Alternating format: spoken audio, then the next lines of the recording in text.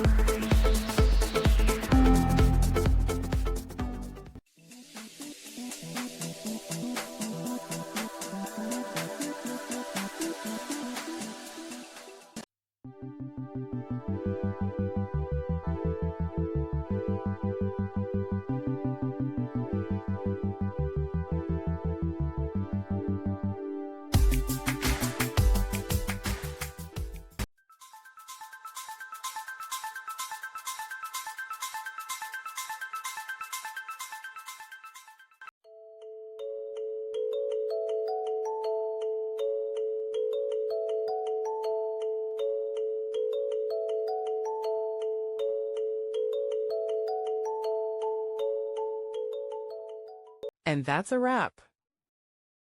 I hope you found the answer you were looking for. If you did, take a second to hit that subscribe button. It really helps out. And let me know in the comments which solution worked best for you. See you next time in the debug zone.